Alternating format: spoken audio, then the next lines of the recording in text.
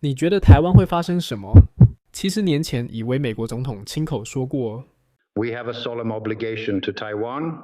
这句话，2025年的今天还算数吗？接下来10分钟，告诉你美国真正的地派，看完再说你信不信。My fellow Taiwanese compatriots, friends in the United States, and all people around the world who cherish freedom, I am deeply honored to stand once again upon this land today.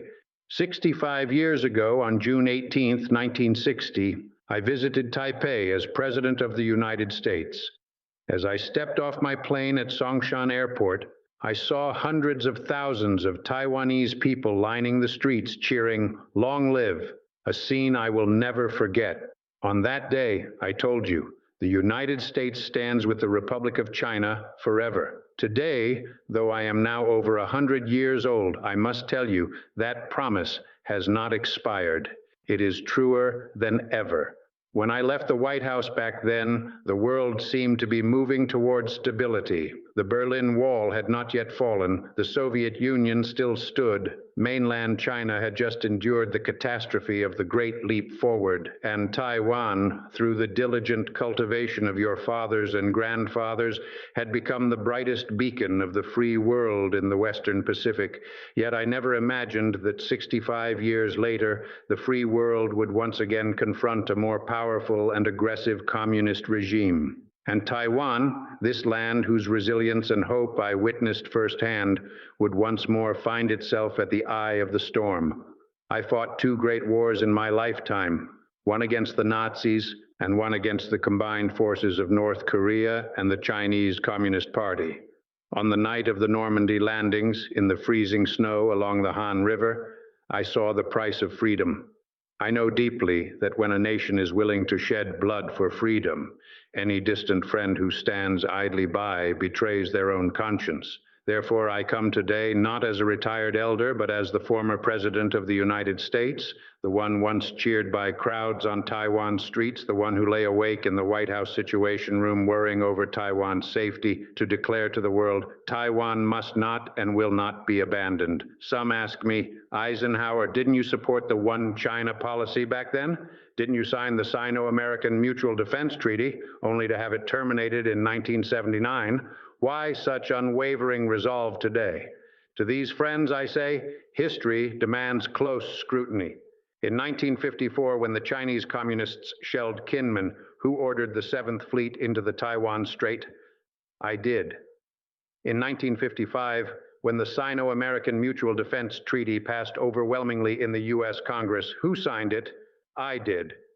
At the height of the second Kinmen bombardment in 1958, who ordered U.S. carrier strike groups to directly escort nationalist supply convoys, even preparing to deploy nuclear-armed weapons if necessary? Again, it was me. I have never treated Taiwan as a chess piece to be moved at will. I regard Taiwan as an inseparable part of the free world.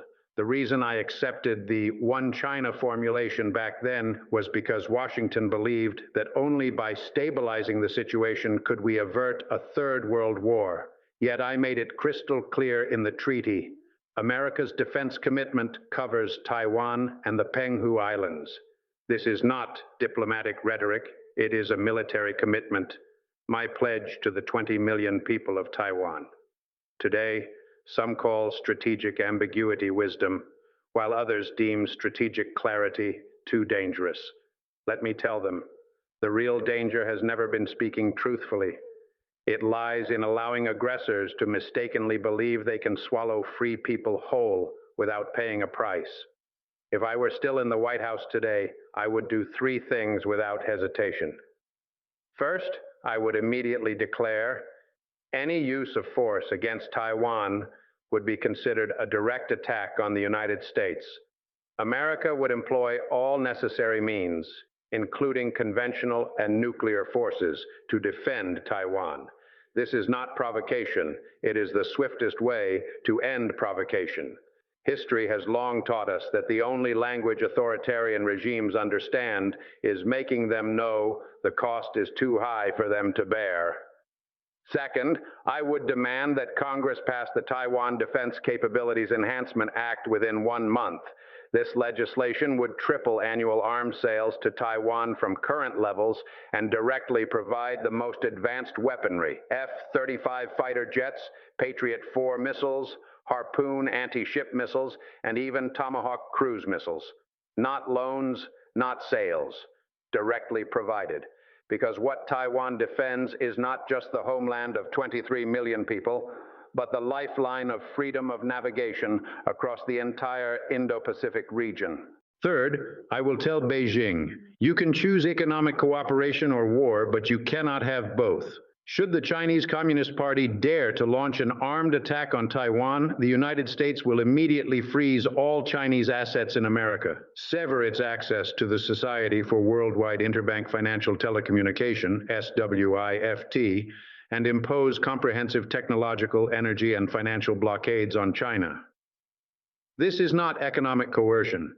It is the sole peaceful means to prevent war. I know some will say, Eisenhower, you're being too tough. Won't this drag the world into war? I counter. When Hitler annexed Czechoslovakia, Chamberlain declared, for peace, we choose the peace of honor. What followed? A year later, the bloodiest war in human history erupted. Today's Chinese communist regime is wealthier, more advanced, and more dangerous than the Nazis of that era. If we retreat today, tomorrow's price will only be higher. I also wish to address Taiwan's youth directly. I understand many in your generation refuse to call yourselves Chinese, insisting, I am only Taiwanese. I fully understand and fully support this, because one's identity is not imposed by others, but chosen by oneself.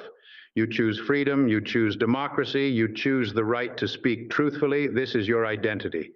And this is what makes you the most proud Taiwanese. Some say Taiwan is a troublemaker. I say no, Taiwan is a beacon of freedom.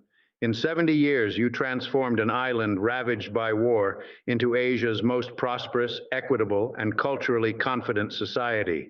Your passports are among the most sought after globally. Your semiconductors power the world's technology. Your healthcare system inspires envy in many nations. Your democratic elections strike fear into dictators. This is the miracle of Taiwan. This miracle did not fall from the sky. It was earned through the tears, martial law, and tightened belts of your grandparents. The freedoms you enjoy today were paid for with their youth, sweat, and even their lives. So when someone asks, why defend Taiwan? My answer is simple, because Taiwan is worth it. To the young people of America, I also say, you may feel Taiwan is far away, but remember this. Over half the chips in your phones, your laptops, your cars, even your guided missiles come from Taiwan. If Taiwan falls, global supply chains will shatter and your lives will instantly revert to the Stone Age. More crucially, if we abandon Taiwan today, tomorrow it will be the Philippines, the day after Japan, and the day after that Hawaii. Once the line of freedom is breached, it can never be sealed again. Finally, I have words for Beijing's leaders. You often invoke historical inevitability, claiming Taiwan will eventually return. Let me remind you, history knows no inevitability, only choices. Back then, the Soviet Union declared Eastern Europe would inevitably become communist, yet the Berlin Wall fell. North Korea claimed South Korea would inevitably turn red, yet South Korea became the world's 10th largest economy. Today, your missile threats against the people of Taiwan prove only one thing: you are afraid. You fear Taiwan's democracy will spread like a virus across the mainland. You fear that 23 million Taiwanese will use their ballots to tell 1.4 billion mainlanders, there is another way. Having lived this long, I've witnessed the demise of too many totalitarian regimes. Their final words are always the same. We had no choice.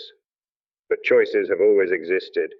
You simply lack the courage to make them. You could choose to lay down your weapons, to let 1.4 billion people decide their own future through the ballot box for the first time. Then history would remember you as the ones who ended tyranny and ushered in a new era, not as yet another tyrant nailed to the pillar of shame. I stand here today, my hair entirely white, my steps slow, yet the fire in my heart has never been extinguished since 1954, when I first ordered the 7th Fleet into the Taiwan Strait. My fellow Taiwanese, remember this. As long as America believes in freedom, as long as people worldwide are willing to fight for dignity, you will never be alone. I, Dwight D. Eisenhower, the 34th President of the United States, pledged to Congress and the world on that night when the artillery fire at Kinmen was at its fiercest, America will stand shoulder to shoulder with Taiwan. Today, as a veteran, a friend, and one whom you once called an old friend, I reaffirm to you that promise has never been broken, and it never will be. Thank you. May God bless Taiwan. May God bless freedom. May God bless our common future.